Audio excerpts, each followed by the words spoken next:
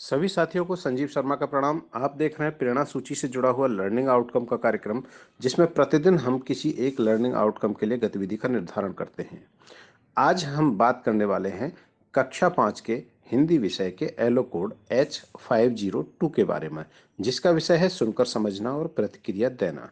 इस learning outcome में किसी भी बड़ी कहानी, बड़ा पाठ या भाषण को सुनकर उसके संबंध में तर्कसंगत राय प्रस्तुत करना, उसका सारांश प्रस्तुत करना और निष्कर्ष आधारित प्रश्नों को पूछने के संबंध में बात कही गई है। आइए देखते हैं इसके लिए हम किस प्रकार की गतिविधि अपनी शिक्षण योजनाओं के लिए तैयार कर सकते हैं। यहाँ दी गई गतिविधि एक उदाहरण मात्र है। शिक्षक ऐसी ही अन्य गतिविधियां अपनी शिक्षण योजनाओं के लिए तैयार कर सकते हैं। आज की गतिविधि के लिए शिक्षकों को चाहिए कि पूरी कक्षा को दो बड़े समूह में बिठा लें और दोनों ही समूह को उनके द्वारा अपनी कोई भी कहानी, भाषण, बड़ा अनुच्छेद या पाठ का चयन करने को कहें और चयन करने के बाद समूह द्वारा उसका प्रस्तुतिकरण किया जाए। जब यह समूह प्रस्तुति दे रहा हो तो दूसरा समूह और स्वयं आप सभी शिक्षक उसे ध्यान से सुनते हुए विभिन्न बिंदुओं को नोट कर लें।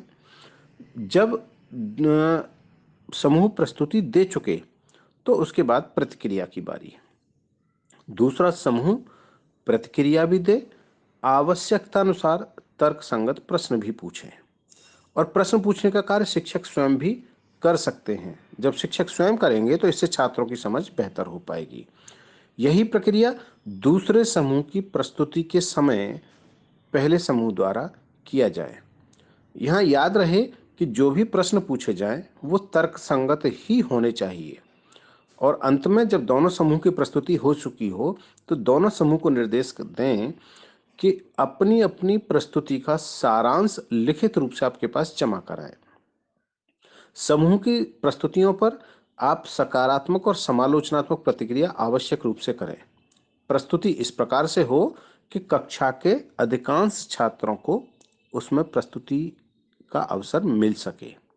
जब छात्र अपनी प्रस्तुति दे रहे हों तो आप इस प्रकार से प्रतिक्रिया दें कि उनको लगे कि आप पूरी गंभीरता के साथ उनको सुन रहे हैं और इस तरह से भागीदारी निभाएं कि छात्रों के साथ साथ आपकी सक्रिय सहभागिता सुनिश्चित हो सके। पर याद रहे, आपकी अपेक्षा छात्रों की भागीदारी अधिक होनी चाहिए।